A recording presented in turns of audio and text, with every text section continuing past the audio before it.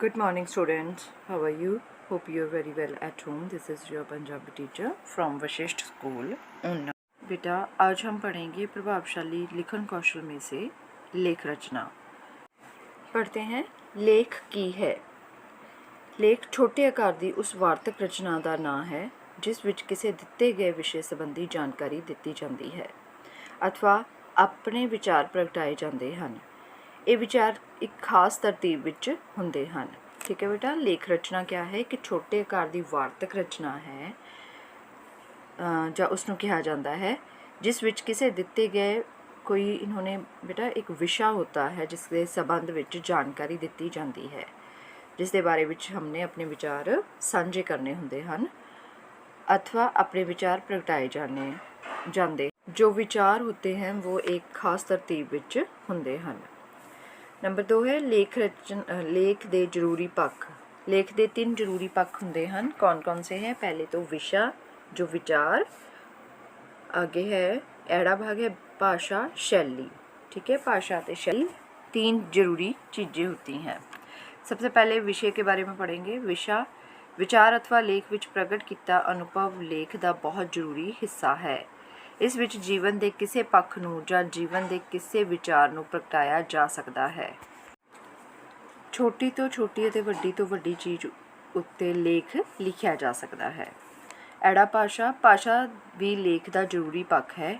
इसका कारण यह है कि लेख लिखिया ही वार्तक विच जाता है अते इसकी रचना समय भाग भाषा की सरलता ते व्याकरण के नियमां अनुसार नियमां नूं अखों ओले नहीं किया जा सकता। भाव के जो लेख रचना है एक वार्तक है, वार्तक विच ही लिखिया जाता है अते ये रचना समय ते भाषा की सरलता ते व्याकरण के नियमां के अनुसार ही लिखिया जाता है। शुद्ध अते सरल भाषा लेख का बहुत जरूरी पक्ष हुंदी है। शैली साधारण रूप में शैली नूं बयान करन दा ढंग ही आख्या जा सकता है। चंगे विचारां नूं शुद्ध भाषा विच बजमें लड़ीदार अते जोरदार ढंग नाल बयान किया करना भी बहुत जरूरी है। चंगी शैली नाल लेखक पाठकों उत्ते जादू का असर कर सकता है।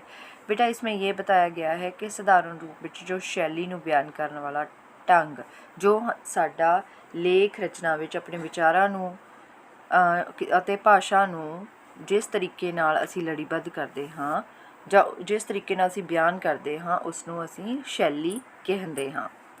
ठीक है, आगे है लेख रचना ਜਾਂ लेख ਦੀਆਂ किस्मां। विषय ਅਤੇ शैली के पक्ष तो लेख ਨੂੰ ਵੱਖ-ਵੱਖ किस्मां वर्गां ਵਿੱਚ ਵੰਡਿਆ जा सकता है। विषय पक्षों लेख समाजिक आर्थिक राजनीतिक सभ्याचारक विज्ञानक आदि हो सकते हैं।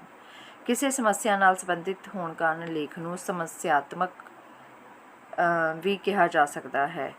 शैली के पक्ष तो लेख के हेठ लिखियां किस्मां हैं। पूरा भाग है वर्णनात्मक लेख। ये बेटा कौन से हो सकते हैं? दृश्य, किसी स्थान, अखी डिठे मेले आदि विषयों नाल संबंधित हो सकते हैं। बिरतांतक लेख कौन से हैं? किसी घटना नूं बयान करना जां उस घटना का वेरवा देना। बिरतांतक लेखां की वनगी विच जीवनियां यात्रावां ते इतिहासक घटनावां नाल संबंधित लेख हुंदे हन। विचारात्मक ये बेटा जो विचारां की प्रधानता वाले लेखां नूं विचारात्मक लेख आखदे हैं, जिस तरह अखाणा कविता दीआं तुकां आदि ते लिखे गए लेख। जो भावात्मक लेख भावां दे प्रधानता वाले लेख भावात्मक लेख होंदे हैं, जिस तरह देश प्यार मेरा बचपन आदि भावात्मक लेखां की वनगी है। काल्पनिक कल्पनात्मक लेख जिन्हां लेखां विच कल्पना की प्रधानता होंदी है उसनूं कल्पनात्मक लेख कहा जाता है, जिवें कि जे मैं लखपति होवां जां मैं जे प्रधानमंत्री होवां। लेख दे हिस्से लेख दे 3 हिस्से होंदे हन, आदि मध्य ते अंत। आदि विच तां केवल लेख दा विषय नाल मुढ़ली जानकारी जां जान पहचान कराई जाती है। लेख का यह भाग बहुत ही प्रभावशाली होना चाहिए है। मध्य भाग लेख का बहुत जरूरी हिस्सा है। इत्थे विचारां नूं विस्तारपूर्वक देण दी जरूरत होंदी है। अंत विच तां केवल क्या हुंदा है कि अपने विचारां दी कलापूर्ण ढंग नाल खत्म करना हुंदा है और विचारां दा कलात्मक ढंग नाल सार देना हुंदा है। आगे है चंगे लेख के गुण। विषय बारे पूरी जानकारी होनी चाहिए है। वधिया तरतीब ਹੋਣੀ ਚਾਹੀਦੀ ਹੈ। ਇਕੱਲੇ ਵਿਚਾਰ ਹੀ ਨਹੀਂ ਅਰਥਹੀਨ ਹੋਣਗੇ, ਵਿਚਾਰ ਹੀ ਅਰਥਹੀਨ ਹੋਣਗੇ ਜਦ ਤੱਕ ਉਸਨੂੰ ਇੱਕ ਤਰਤੀਬ ਨਾ ਦਿੱਤੀ ਗਈ। ਠੀਕ ਹੈ। ਨੈਕਸਟ ਹੈ ਵਿਚਾਰਾਂ ਵਿੱਚ ਪ੍ਰਭਾਵ ਦੀ ਏਕਤਾ। ਚੰਗੇ ਲੇਖ ਵਿੱਚ ਵਿਚਾਰਾਂ ਦੀ ਪ੍ਰਭਾਵ ਦੀ ਏਕਤਾ ਹੁੰਦੀ ਹੈ। ਲੰਮੀਆਂ ਲੰਮੀਆਂ ਉਦਾਹਰਨਾਂ ਅਤੇ ਦਲੀਲਾਂ ਲੇਖ ਦੇ ਰਸ ਅਤੇ ਪ੍ਰਭਾਵ ਦੀ ਏਕਤਾ ਨੂੰ ਨਸ਼ਟ ਕਰ ਦਿੰਦੀਆਂ ਹਨ। ਆਦਿ ਮੱਧ ਅਤੇ ਅੰਤ। ਲੇਖ ਦਾ ਆਦਿ ਮੱਧ ਅਤੇ ਅੰਤ ਰੌਚਕਤਾ ਅਤੇ ਸ਼ਕਤੀਸ਼ਾਲੀ ਪ੍ਰਭਾਵ ਹੋਣਾ ਚਾਹੀਦਾ ਹੈ। ਲੇਖ ਵਿੱਚ ਵਿਚਾਰ ਬਾਰ-ਬਾਰ ਨਾ ਆਉਣ। ਸ਼ਬਦ ਜੋੜਾਂ ਦੀ ਸ਼ੁੱਧਤਾ ਅਤੇ ਸ਼ਬਦ ਦੀ ਭਾਸ਼ਾ ਦੀ ਸਰਲਤਾ ਹੋਣੀ ਚਾਹੀਦੀ ਹੈ। ਅੱਗੇ ਹੈ ਵਿਸਰਾਮ ਚਿੰਨ੍ਹ। ਸ਼ੁੱਧ ਲਿਖਾਈ ਲਈ ਲੋੜ ਅਨੁਸਾਰ ਵਿਸਰਾਮ ਚਿੰਨ੍ਹ ਦੀ ਵਰਤੋਂ ਵੀ ਜ਼ਰੂਰੀ ਹੈ। ਛੋਟੇ ਛੋਟੇ ਪੈਰੇ। ਲੇਖ ਵਿੱਚ ਛੋਟੇ ਛੋਟੇ ਪੈਰਿਆਂ ਦੀ ਵੰਡ ਹੋਣੀ ਚਾਹੀਦੀ ਹੈ। ਹਰ ਪੈਰੇ ਵਿੱਚ ਵੱਖਰਾ ਹੀ ਵਿਚਾਰ ਹੋਣਾ ਚਾਹੀਦਾ ਹੈ, ਪਰ ਵੱਖ-ਵੱਖ ਪੈਰੇ ਆਪਸ ਵਿੱਚ ਸੰਬੰਧਿਤ ਹੋਣੇ ਚਾਹੀਦੇ ਹਨ। ਲੇਖ ਦਾ ਆਕਾਰ ਪਾਠਕ੍ਰਮ ਅਤੇ ਸ਼ਬਦਾਂ ਦੀ ਗਿਣਤੀ ਨਿਸ਼ਚਿਤ ਹੁੰਦੀ ਹੈ। ਪ੍ਰਸ਼ਨ ਪੱਤਰ ਵਿੱਚ ਵੀ ਲੇਖ ਦੇ ਸ਼ਬਦਾਂ ਦੀ ਗਿਣਤੀ ਦੀ ਹਦਾਇਤ ਦਿੱਤੀ ਜਾਂਦੀ ਹੈ ਅਤੇ ਨੇੜੇ ਤੇੜੇ ਰਹਿਣਾ ਜ਼ਰੂਰੀ ਹੈ। ठीक है। नेक्स्ट है बेटा हम करेंगे लेख विद्यार्थियों ਵਿੱਚ मोबाइल ਦਾ जुनून। बेटा उन्होंने नुक्ते दे रखे हैं, आपने ये जो हेडिंग है उसके अकॉर्डिंग ही अपना जो लेख लिखना है। पहले है जान पहचान, फिर विद्यार्थी वर्ग ਵਿੱਚ मोबाइल ਦੀ फ़ोन ਦੀ ਵਰਤੋਂ, मन लुभाऊ गेमां, गीत संगीत, वाईफाई ਦੀ सहूलत, समय ਦੀ बर्बादी, निजी जानकारी ਸਾਂਝੀ ਕਰਨ ਦਾ नुकसान, पढ़ाई ਵਿੱਚ एकाग्रता ਦਾ ना बनना ਤੇ सारांश। सबसे पहले पढ़ते हैं जान पहचान। संचार ਦੇ ਸਾਧਨਾਂ ਵਿੱਚ ਵਿਗਿਆਨ ਦੇ ਹੈਰਾਨੀਜਨਕ ਤਰੱਕੀ ਕੀਤੀ ਹੈ। ਹੁਣ ਮੋਬਾਈਲ, ਸਮਾਰਟਫੋਨ ਤੇ ਐਂਡਰਾਇਡ ਦਾ ਯੁੱਗ ਹੈ। ਮੋਬਾਈਲ ਆਪਣੇ ਆਪ ਵਿੱਚ ਇੱਕ ਪੂਰਾ ਕੰਪਿਊਟਰ ਹੈ। ਇਸ ਵਿੱਚ ਇੰਟਰਨੈਟ ਦੀਆਂ ਸਾਰੀਆਂ ਸਹੂਲਤਾਂ, ਕੈਮਰਾ, ਵੀਡੀਓ, ਕੈਲਕੂਲੇਟਰ, ਗੇਮਾਂ, ਫਿਲਮਾਂ, ਗੀਤ ਸੰਗੀਤ, ਖਬਰਾਂ ਆਦਿ ਤੋਂ ਇਲਾਵਾ ਹਰ ਪ੍ਰਕਾਰ ਦੀ ਜਾਣਕਾਰੀ ਉਪਲਬਧ ਹੈ। ਵਟਸਐਪ, ਫੇਸਬੁੱਕ, ਇੰਸਟਾਗ੍ਰਾਮ, ਸਨੈਪਚੈਟ ਆਦਿ ਦੀ ਹਰਮਨ ਪਿਆਰਤਾ ਦਿਨੋਂ ਦਿਨ ਹਰ ਵਰਗ ਦੇ ਲੋਕਾਂ ਵਿੱਚ ਵੱਧ ਰਹੀ ਹੈ। ਵਿਦਿਆਰਥੀ ਵਰਗ ਵਿੱਚ ਮੋਬਾਈਲ ਫੋਨ ਦੀ ਵਰਤੋਂ। ਮੋਬਾਈਲ ਫੋਨ ਦੀ ਵਰਤੋਂ ਸਾਰਿਆਂ ਤੋਂ ਵੱਧ ਵਿਦਿਆਰਥੀ ਵਰਗ ਵੱਲੋਂ ਕੀਤੀ ਜਾ ਰਹੀ ਹੈ। ਮੋਬਾਈਲ ਉਹਨਾਂ ਦਾ ਪੱਕਾ ਸਾਥੀ ਬਣ ਗਿਆ ਹੈ। ਚਿੰਤਾ ਇਸ ਗੱਲ ਦੀ ਹੈ ਕਿ ਉਹ ਇਸ ਦਾ ਸਹੀ ਵਰਤੋਂ ਘੱਟ ਅਤੇ ਦੁਰਵਰਤੋਂ ਵੱਧ ਕਰਦੇ ਹਨ। ਭਾਵੇਂ ਵਿਦਿਆਰਥੀ ਇਸ ਵਿੱਚੋਂ ਕਈ ਤਰ੍ਹਾਂ ਦੀਆਂ ਜਾਣਕਾਰੀਆਂ ਹਾਸਲ ਕਰਦੇ ਹਨ, ਆਪਣੇ ਗਿਆਨ ਵਿੱਚ ਵਾਧਾ ਵੀ ਕਰ ਸਕਦੇ ਹਨ, ਪਰ ਉਹਨਾਂ ਦਾ ਧਿਆਨ ਇਸ ਪਾਸੇ ਨਹੀਂ ਹੈ। ਉਹ ਸਾਰਾ ਦਿਨ ਵਟਸਐਪ, ਫੇਸਬੁੱਕ, ਇੰਸਟਾਗ੍ਰਾਮ, ਸਨੈਪਚੈਟ ਆਦਿ 'ਤੇ ਹੀ ਰੁੱਝੇ ਰਹਿੰਦੇ ਹਨ।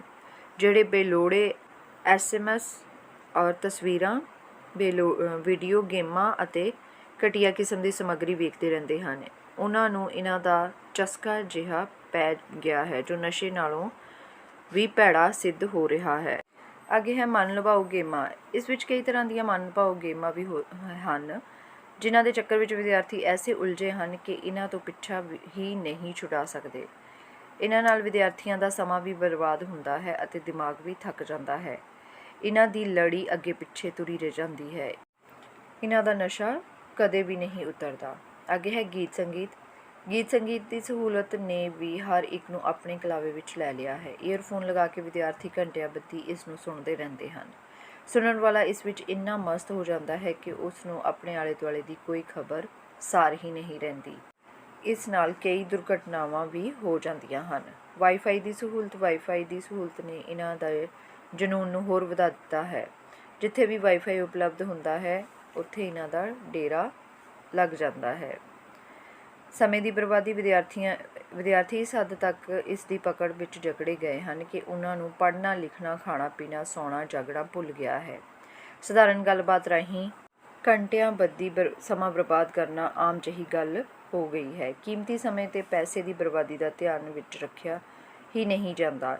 ਇਸ ਦੀ ਹੱਦੋਂ ਵੱਧ ਵਰਤੋਂ, ਖਾਸ ਕਰਕੇ ਰਾਤ ਦੇ ਹਨੇਰੇ ਵਿੱਚ ਵਰਤੋਂ ਨਾਲ ਕਈ ਤਰ੍ਹਾਂ ਦੀਆਂ ਸਰੀਰਕ ਤੇ ਮਾਨਸਿਕ ਬਿਮਾਰੀਆਂ ਨਾਲ ਵਿਦਿਆਰਥੀ ਰੋਗੀ ਹੁੰਦੇ ਜਾ ਰਹੇ ਹਨ। ਅੱਖਾਂ ਦੀ ਰੌਸ਼ਨੀ ਜਵਾਬ ਦੇ ਰਹੀ ਹੈ, ਸੁਭਾਅ ਵਿੱਚ ਤਬਦੀਲੀ ਆ ਰਹੀ ਹੈ, ਲੋਕ ਨਕਾਰਾ ਹੋ ਗਏ ਹਨ। ਨਿੱਜੀ ਜਾਣਕਾਰੀ ਸਾਂਝੀ ਕਰਨ ਦਾ ਨੁਕਸਾਨ। ਕਈ ਵਾਰ ਸੋਸ਼ਲ ਮੀਡੀਆ ਸਾਈਟਾਂ 'ਤੇ ਨਿੱਜੀ ਜਾਣਕਾਰੀ ਸਾਂਝੀ ਕੀਤੀ ਜਾਂਦੀ ਹੈ ਜੋ ਖਤਰਨਾਕ ਹੋ ਸਕਦੀ ਹੈ। ਅਜਿਹੀ ਜਾਣਕਾਰੀ ਬੇਹੱਦ ਖਤਰਨਾਕ ਹੋ ਸਕਦੀ ਹੈ। ਕਈ ਤਰ੍ਹਾਂ ਦੇ ਧੋਖੇ ਫਰੇਬ ਵਿੱਚ ਉਹ ਮਾਨਸਿਕ ਤੌਰ 'ਤੇ ਵੀ ਪਰੇਸ਼ਾਨ ਰਹਿਣ ਲੱਗ ਜਾਂਦੀਆਂ ਹਨ। ਪੜ੍ਹਾਈ ਵਿੱਚ ਇਕਾਗਰਤਾ ਦਾ ਨਾ ਬਣਨਾ। ਕਈ ਵਾਰ ਪੜ੍ਹਾਈ ਦੌਰਾਨ ਫੋਨ ਜਾਂ ਮੈਸੇਜ ਆ ਜਾਵੇ ਤਾਂ ਝਟ ਧਿਆਨ ਉੱਧਰ ਚਲਾ ਜਾਂਦਾ ਹੈ। ਪੜ੍ਹਾਈ ਛੱਡ ਕੇ ਮੈਸੇਜ ਆਦਾਨ ਪ੍ਰਦਾਨ ਕਰਨ ਲੱਗ ਜਾਂਦੇ ਹਨ। ਸਾਰਾਂਸ਼, ਵਕਤ, ਪੈਸੇ, ਸਿਹਤ ਤੇ ਭਵਿੱਖ ਬਚਾਉਣ ਲਈ ਵਿਦਿਆਰਥੀਆਂ ਨੂੰ ਇਸ ਦੀ ਸਹੀ ਵਰਤੋਂ ਕਰਨੀ ਚਾਹੀਦੀ है। मापियाँ ਅਤੇ सरकार ਦੀ सख्ताई भी लाजमी होनी चाहिए है। इसके साथ ही बेटा आपका जो लेख रचना है विद्यार्थियों में मोबाइल का जुनून, ये अपनी नोटबुक पर लिखना है, नोट डाउन कर लेना है। Okay, take care.